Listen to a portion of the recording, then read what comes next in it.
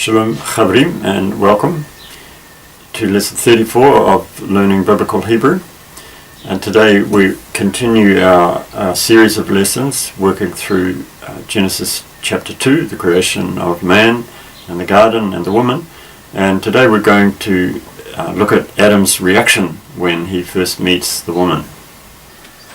So this is Genesis chapter 2, verse 23a, the first part of the verse. Vayomer Ha'adam Zoth Ha'param Echzem Megitzamei Ubasar Mibsari.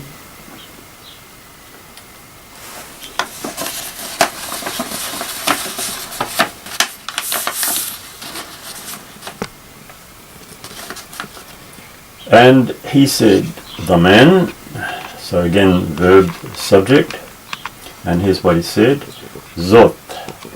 So it's a feminine form of the word meaning this. This, ha'param, literally means the time.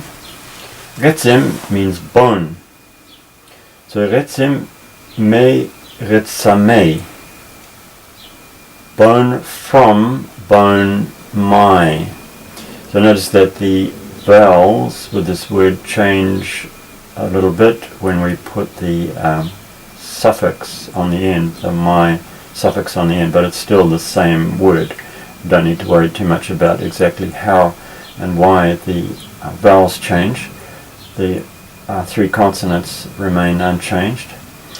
But so this is what he says: bone from my bone and flesh, basar, flesh, mibsari, flesh from my flesh. So we notice the two different forms of my, slightly different forms. Well, the consonant is the same, but the vowel is different. Now, if you look on the back page of the sheet that we have, you'll see a table that explains that. But the thing of real interest here to us are these two words, bone and flesh. So they both have a central meaning, a first approximation: bone, the physical thing, the bone, and flesh, the physical thing, flesh, meat. But they each have secondary meanings that also come into play here. Bone can mean essence, the essence of something, and flesh can also mean kin. Laban says to his nephew Jacob, "You are my bone and flesh." But Adam goes further and he says that Eve is bone from my bone and flesh from my flesh. Remember when we looked at the Song of Songs, chapter 1 verse 1, we came to the phrase Shir Hashirim, Song of Songs, and we translated it as the best song. Or we could say the supreme example of a song. So that's what this idiom means. This Shir Hashirim, Song of Songs, is the supreme song. So this is a little bit different here. Then it's got the may, from. Notice this form from sometimes has the n as well, but it drops out here when it links with the next word. So it's not min ratsami, but the n drops out and just becomes me getsami. So yeah, there's a little bit of echo here of that idiom, bone from my bones. It's like the real thing, the real essence of it. So and with bone having the secondary meaning. We read, it's one of the verses that we've skipped over for the purposes of these lessons, but we read that in Genesis 2 that she was formed from Adam's rib that he took, God took from his side. And so these words first have that literal meaning. She is bone from my bones, so she is, in other words, constructed from my bones, and flesh from my flesh, constructed from my flesh. But there are also echoes of the second meaning of this word getzem, which is essence. So it's saying she is someone who is like me in essence. And also this is saying kin of my kin, using the second meaning of basar as kin. She's like my closest kin. I was taking a Sunday school class once in Vanuatu, and I asked the children, if you're a man with a wife and a sister, and then there's a big dispute between your wife and your sister, you have to choose who you will side with. What will your choice be?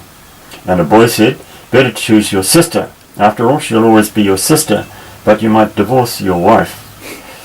I said to them, your family is close to you for sure. You're like bananas on a single bunch. But whereas your sister is as close to you as the next banana down, your wife is as close to you as a twin banana that you sometimes see. Actually, that suggestion was first made by a little girl who was also in the group, a girl of only about 11 or 12, which I thought was very insightful. In the islands, you see often these twin bananas. They don't come for sale in our Western countries, but they're kind of conjoined bananas. They're halfway conjoined, a bit like Siamese twins. And this little girl, very insightfully, I thought, said, your sister is like another banana on the hand, but your wife becomes like a twin banana. You're conjoined, if you like. And I thought that was a very insightful comment by an 11-year-old girl. And that closeness is a very valuable thing. Of course, it can be broken by divorce, but if you rip apart those two bananas, then neither banana is whole anymore, and neither banana is properly covered and protected.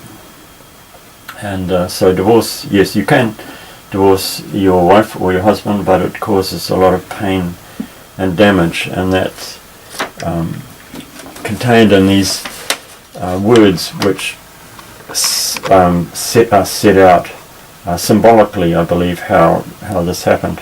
And this is my translation. This time! Exclamation mark. So that's how I've translated the time. This time, said the man, someone just like me. Okay, so just a couple of technical comments about these words before we finish. Okay, no, that comes on the next part. So we'll just hold that for a minute while I get the next part of the verse. And this is what he says. Lezoth yikare isha ki me ish lukaha zoth.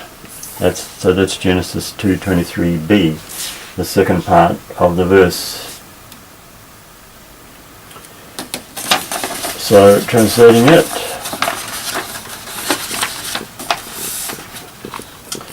To this, yikare will be called isha, woman, because from man lukaha zoth was taken this. So these two verb forms, we need to look at our sheet to find them. Yikara comes from yikara. Where do we have it?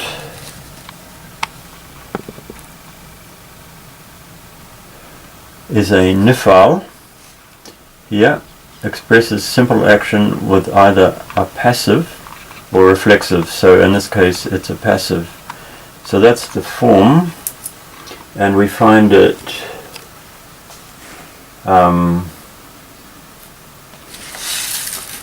down here, nifal. Yeah, like this one, third masculine singular. Yikatel. There is the exactly corresponding form of it there.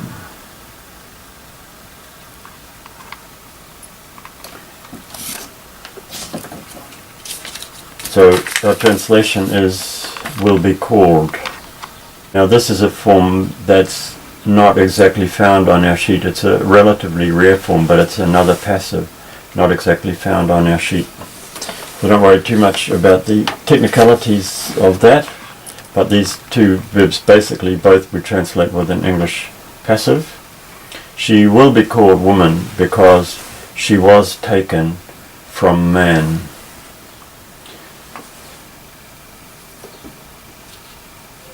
And an interesting feature here is that the word zot, this, is repeated 3 times by Adam. Twice in the second part and once in the first part. And we can, behind this, we can pick up his enthusiasm and his excitement at seeing the woman. And then there's an interesting little play on words in her name too. She's called Isha. Now the H ending on it could be a feminine ending, but it's also used sometimes to mean from, especially with place names. From a place, we add the on the end. So she is Isha because she is taken from me ish, from ish.